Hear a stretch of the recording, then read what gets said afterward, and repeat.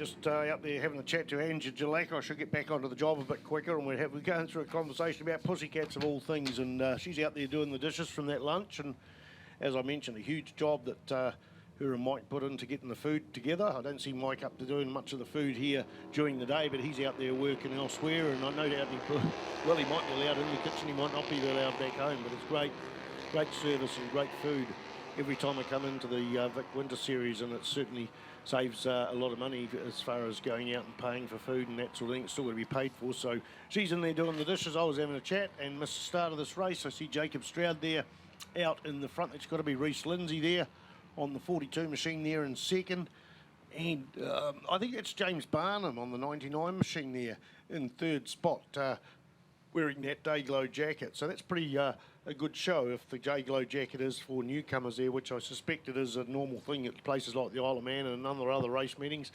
and it certainly can do no harm here. I remember one of the young Stroud boys complaining about having to wear an orange jacket, and I said to him, well, it just means a commentator can pick up and just show how bloody good you are. I think that was young Jesse, and he sort of, oh yeah, okay, I can see that point. He sort of understood it. All right, the battle is on between the two KTMs out in the front. Jacob Stroud looks over his shoulder and has been swamped by Reese Lindsay, but just by 8 thousandths of a second. Mate, this is just excellent racing all day long. There's none of the classes have been spread out too far. It's just bang, bang, bang. We've seen 106.085, I think, from Hayden Fitzgerald, and that's on a Superstock.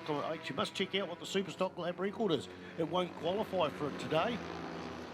In fact, I don't think they've ever run a Superstock 1000 meeting here at Manfield, a class within a class. That's a national championship class, but it certainly would be a good benchmark to look up to, and the other Superstock riders have got to look out for it.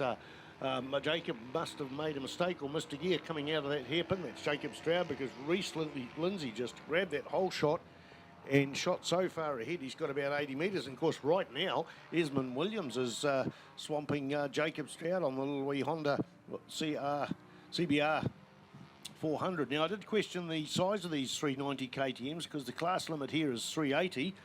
I haven't even told you what class is out there. In fact, it's a junior trophy. These are 6-lap races, but they called us 390. They're actually 373 cc's, and I asked that because the limit here is 380. So they're a 373 cc bike, and I was talking to one of the lads there, and in Saskatchewan, he says they're probably called 90s because the KTM have the 1290, the 690 range, and they've aligned it with that. So that makes perfect sense, or they just have millions and millions of 90 stickers and just put 12, 3 or 6 in front of them. Whatever it is, we've got 2 of them out in the front there, but they are being shadowed quite a lot by Esmond Williams. Look at this, number 58 there in 5th place, the fastest lap so far. So wow, that's outstanding. In fact, he's back in 5th place, and he's just gone through into 4th. He's passed James Barnum. Tarbin Walker's in behind those 2 riders. So Campbell Grayling on the EX250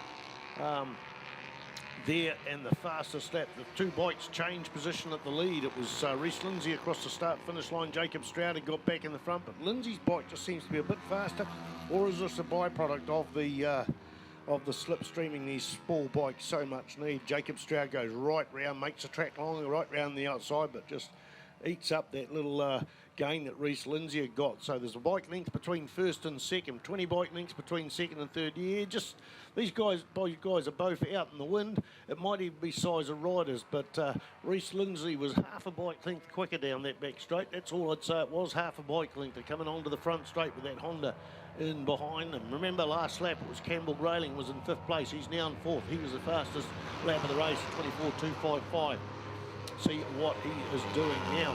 Jacob Stroud's dropped into the 22, so 22.717. So he's got the bit between the teeth. New Zealand Superlight champion 2 years ago. He's really on fire. The other 2 boys, Reese Lindsay and Esmond Williams, 23.3, 23.2. So Esmond Williams is just that marginally bit quicker, although there's about 10 bike lengths between it. Campbell Grayling has been chased by James Barnum there on the 99 machine with a lonely ride for Tarbin Walker out in the middle. We go back to Joe McCartney and Dan Torquist, and amongst that I think is Wayne Ensis there. 3 bikes battling it out, going through turn 3 here at Manfield. 3 laps down of a 6-lap race. We've got Senior Sprint Cup coming up next, and then we're 2/3 the way through the day. I did ask for points before, I haven't seen the points.